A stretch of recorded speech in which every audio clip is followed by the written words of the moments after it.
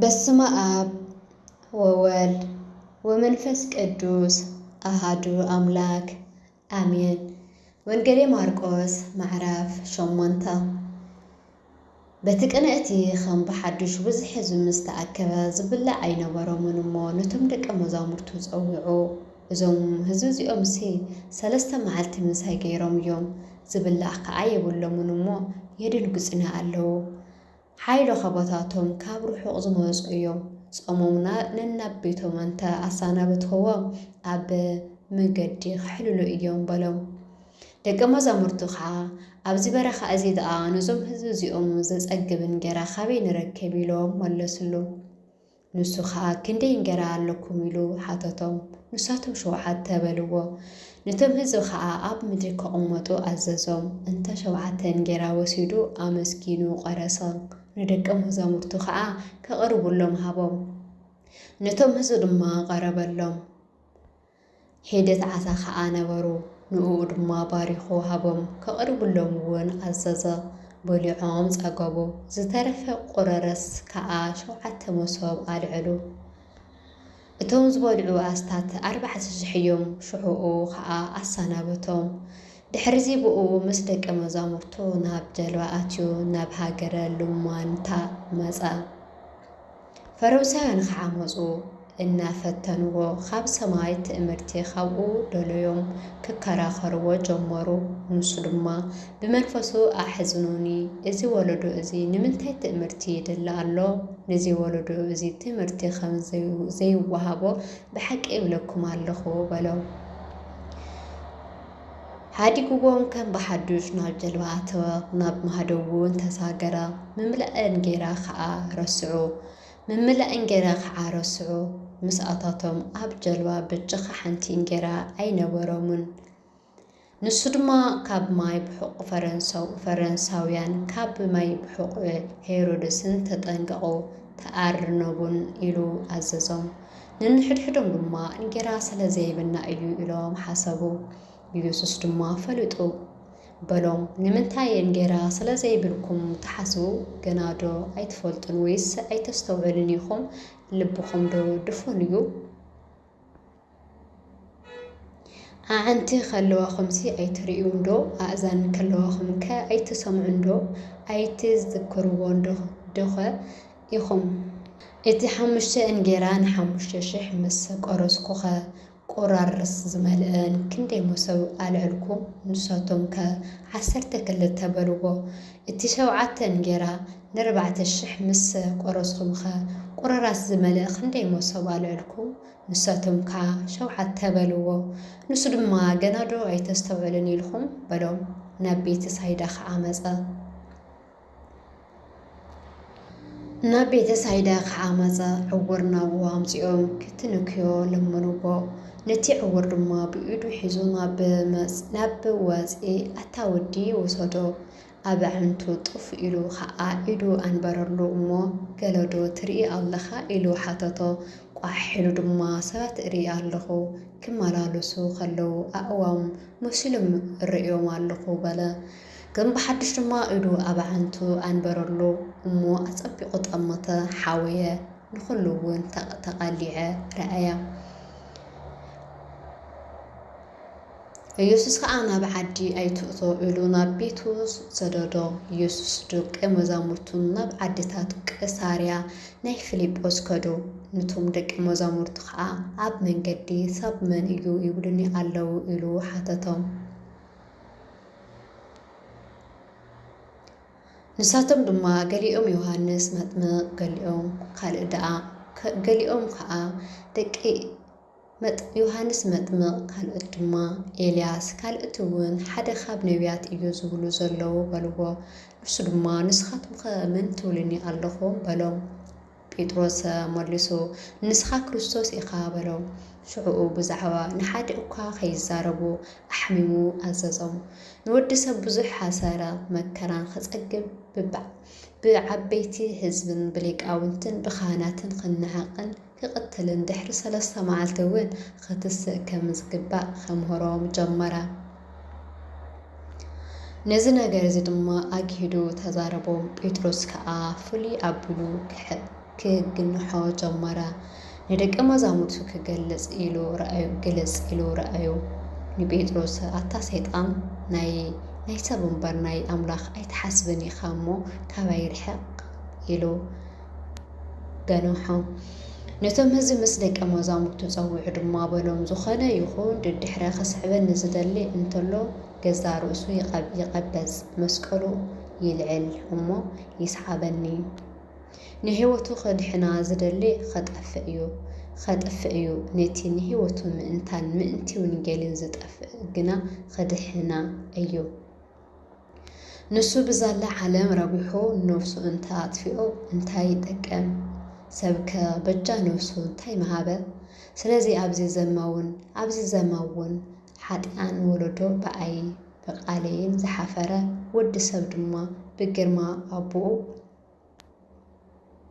ብግርማ ኣቡኡ ምስ ቅዱሳን መላእኽቲ ምስ መፀ ብኡ ክሓፈር እዩ ምዕራፍ 9 ንሱ ድማ ካብዞም ኣብዚ ደው ኢሎም ዘለዉ ንመንግስቲ ኣምላኽ ብሓይሊ ክትመጽእ ከላ ክሳዕ ዝርእይዋ ሞት ዘይጥሙ ሓይሎ ከም ዘለዉ ብሓቂ ይብለኩም ኣለኹ በሎም ድሕሪ 6 መዓልቲ ከዓ ኢየሱስን ጴጥሮስን ያዕቆብ ንዮሃንስ ወሲዱ ንበይኖም ናብ ነዊሕ ከረን ኣደየቦም ኣብ ቅድሚኦም ተለወጠ ክዳኑ ድማ በረኸ ኣብ ምድሪ ሓጽቤ ከምኡ ገይሩ ከጽዕዱ ዘይኽእል ኣዝዩ ጻዕደወ ኤልያስ ሙሴን ድማ ተራእይዎ ንሳቶም ምስ ኢየሱስ ይዘራረቡ ነበሩ ጴጥሮስ ከዓ ንኢየሱስ መልሱ መምህር ኣብዚ ምንባር ንኣና ጽቡቕ እዩ 3 ዳስ ክንሰርሕ ሓደ ንኣኻ ሓደ ንሙሴ ሓደ ከዓ ንኤልያስ በሎም ሰንቢዶም ነበሩ እሞ እቲ ዘብልዎ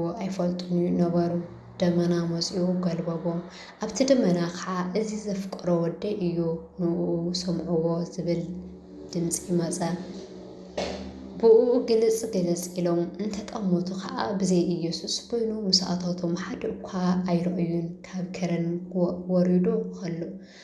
ከረን ክወርዱ ከለዉ ድማ ወዲ ሰብ ካብ ምእንታት ምስ ተንስአ እንተዘይኮኑ እቲ ዝረአይዎን ሓደ እኳ ከይነግሩ ኣዘዞም ነቲ ቃሉ ከዓ ሓዝዎ ንንሕድሕዶም ካብ ምውታት ምትንሳእሲ እንታይ ኮን ይኾን ኢሎም ተማራመሩ ንሳቶም ድማ ከመይ ደኣ ጸሓፍቲ ኤልያስ ቅድም ክመጽእ ይግባእ ዘይብሉ ኢሎም ሓተትዎ ንሱ ከዓ ቅድም ኤልያስ ይመጽእ ንኹሉ ከዓ የቕንዕ ብዛዕባ ወዲ ሰብ ከመይ ተጻሒፉ ኣሎ ብዙሕ ሓሰረ መከራ ከጸግብን ከነዓቐን እዩ ኣነ ግና ኤልያስ መጸ ከምቲ እተጻሓፈሉ ድማ ዘደለዩ ዘበለ ገበርዎ እብለኩም ኣለኹ ኢሉ መለሰሎም ነቶም ደቀ መዛሙርቱ ምስ መጹ ብዙሕ ህዝቢ ከበብዎ ጸሓፍቲ እውን ከከራኸርዎን ከለዉ ረኣያ ሽዑ እቶም ህዝቢ ምስ ረኣይዎ ሰንበዱ ናብኡ ጎዮም ከዓ ሰላም በልዎ ንጸሓፍቲ ድማ ብዛዕባ እንታይ ክትከራኸርዎ ኣለኹም ኢሉ ሓተቶም ሓደ ካብኣታቶም ህዝቢ ካብ መምህር ንወደይ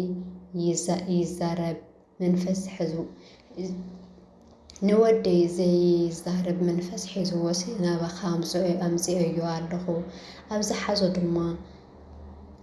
ኣብዝሓዞ ድማ የንበድብዶ ንሱ ከዓ ይዓፈር ኣስናኑ ይሕርቀም ይነቀጸውን ንደቀ መዛሙርትኻ ድማ ከውፅእዎ ነጊሮዮምሲ ንሳቶም ግና ኣይኮነሎምን ኢሉ መለሰሉ ንሱ እውን ኣታ ዘይእሙን ወለዶ ክሳዕ መዓዝ ምሳኻትኩም ክነብር እየ ክሳዕ መዓዝ ክዕገሰኩም እየ ናበይ ኣምጽእዎ ኢሉ መለሰሉ ናብኡ ድማ ኣምጽእዎ ምስ ረአዮ ሽዑ እቲ መንፈስ ፈንጠርጠር ኣበሎ ናብ ምድሪ ወዲቑ ኣዕንገገረ ዓፈረ ከዓ ኢየሱስ ድማ ናብኡ እዚ ከምዚ ዝሓዞ ክንደይ ዘመኑ እዩ ኢሉ ሓተቶ ንሱ ከዓ ካብ ንእስነቱ ከጠፍእ ብዙሕ ሰዓት ኣብ ሓውን ኣብ ማይን ደርቢዎ ገለ ትኽእል እንተኮይንካ ግና ደንግጸልና ረድአና በለው ኢየሱስ ከዓ ትኽእል እንተኮይንካ ትብል ኣለኻ ነዚኦምን ኩሉ ይኽእል እየ በለው ብኡ ኣቦ እቲ ቆልዓ ዓዊሉ ኣእማን ነዘይ ምእማነ ደግፍ በሎም ኢየሱስ እቶም ሰብ ናብ ከጎዩ ምስ ረአየ ኢየሱስ እቶም ሰብ ናብኡ ከጎዩ ምስ ረአየ እቲ ርኩስ መንፈስ ኣታ ዘይዛረብ ጸማም መንፈስ ኣእዛንኻ እእዘካ ኣለኹ ካብኡ ውፃእ ተመሊስኻ እውን ኣይትእቶ ኢሉ ገንሖ። ጋዕሪ ብዙሕ ፈንጠርጠር ኣቢልዎ ከዓ ወፃ። ብዙሕ ሞተ ክሳዕ ዝብሉ ድማ ኣብ ሬሳ ኾነ ከም ሬሳ ኾነ። ኢየሱስ ግና ብኢዱ ሒዙ ኣተስኦ እሞ ተስአ። ናብ ቤት ምስ ኣተወ ደቀ መዛሙርቱ ብዙሕ ኢሎም ከመይ ደኣ ንሕና ምውፁእ ዝሰኣነና ኢሎም ሓተትዎ። ንሱ እውን እዚ ከምዚ ዝበለ ዓሌት ብዘይ ብጸሎትን ብጾሙን ክወፅእ ኣይኽእልን እዩ በሎም። ብኡኡ ወፂኦም ብገሊላ ሓለፈ። ሓደ እኳ እዚ ክፈልጥ ኣይፈተወን። ንደቀ መዛሙርቱ ከዓ የምህሮም ነበረ እሞ ወዲ ሰብ ኣብ ኢድ ሰብ ይወሃብ ኣሎ፣ ክቐትልዎ ድማ እዮም። ምስ ተቐተለ ከዓ ድሕሪ 3 መዓልቲ ከትስዕ እዩ በሎም። ንሳቶም ግና እዚ ነገር እዚ ኣይስተውዕልዎን። ከይሓትዎ ከዓ ፈርሑ። ኣብ ቅፍርናሆም በጽሐ። ናብ ቤት ምስ ኣተወ ከዓ ኣብ መንገዲ እተዛረረብሉ ዝነበርኩም እንታይ እዩ ኢሉ ሓተቶም። ንሳቶም ከዓ ኣብ መንገዲ ንንሕድሕዶም መን ኮን ይበልጽ ይበሃሉ ነበሩ እሞ ኣጸቀጡ። ምስ ተቐመጠ ድማ እቶም 12 ጸውዑ እቲ ቅድሚት ክኸውን ዝደሊ ድሕሪ ኩሉ ግዙእ ኮን ይኹን በሎም። ቆልዓ ወሲዱ ድማ ኣብ ማእኸል ደው ኣቢሉ ሓቆፎ። ከዓ ከምዚኣቶም ዝበሉ ኣናእሽቱ ንሓደ ብሰመይ ዝቕበል ዘበለ ንኣይ እዩ ዝቕበል። እቲ ንኣይ ዝቕበል ከዓ ነቲ ዝለኣኸኒ እዩ እምበር ንኣይ ኣይኮነን ዝቕበል በሎም። ዮሃንስ ከዓ መምህር ሓደ ዘይሰዕበና ብስምካ ኣጋንንቲ ከውፅእ ርአናዮሲ ንሱ ስለ ዘይሰዓበና ካሊእናዮ በሎም። ኢየሱስ ከዓ በለ ኣይትኽእልዎ ብስመይ ሓይሊ ዝገብር እሞ ብኡኡ ሕሱም ክዛረበለይ ዝኽእል ሓደ እኳ የልቦን። ዘይበኣስነ ዘበለ ኩሉ መሳና እዩ። ናይ ክርስቶስ ስለ ዝኾንኩ ቃዓሳ ሰማይ ዝሑል ብሰማይ ዘይትሰየም ዘበለ ዓስምኸም ዘይስእን ብሓቂ እብለኩም ኣለኹ። ነዚ ካብዚኦም ብኣይ ዝኣምኑ ንእሽቶ ንሓደ ዝሕስቲ ምጥሓን ኣድጊ ኣብ ክሳዱ ተኣሲሩ ኣሎ። ባሕሪ ክጥሕል ብሐሾ ነይሩ። ኢድ እንተ ኣስሓተትካ ቀሪፅኻ ክልተ ኢድ ኣልዩካ ናብቲ ዘይጠፍእ ሓዊ ሓሰኸኦም ኣብ ዘይመውት ሓውን ኣብ ዘይጠፍእን ገሃነም ካብ እትድርበይሲ ቆሪፅኻ እንኳ ናብ ህይወት ምእተው ይሓሸካ። እግርኻ እንተ ኣስሕተትካ እውን ቆሪፅኻ ክልተ እግሪ ኣለውካ ናብ ዘይጠፍእ ሓዊ ሓሲቦም ካብ ዘእተዉ ሓውን ካብ ዘየጥፍእን ካብ እትድርበሰ ሓንኳስ ኮይንካ ናብ ህይወት ምእታው ይሓሸካ። ዓይንኻ እንተ ኣስሕተትካ እውን ኣንቆራ ክልተ ዓይኒ ኣልዩካ ናብቲ ሓሱኻ ካብ ዘይምእታው ሓውን ዘይጠፍእ ናብ ሓዊ ገሃነም ካብ እትድርበሲ ነቋር እኳ ናብ መንግስቲ ኣምላኽ ምእታው ይሓሸካ። ነፍሲ ወከፍ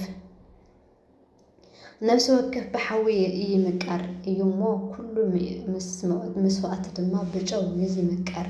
ጨው ጽቡቕ እዩ። እቲ ጨው መማቕርቱ እንተ ከደኸ ብምንታይ ተምቀርዎ? ኣብ ነፍስኹም ጨው ይሃልኹም ንንሕድሕድኩም ብሰላም ንበሩ። ብዝወደቐን ዝነጥበን ብኣፈት ጓን ምልኣፍ ይተኣረመለይ። ጽባሕ ቀጽል እዩ። ሰላም ለዓድና፣ ሰላም ለህዝብና።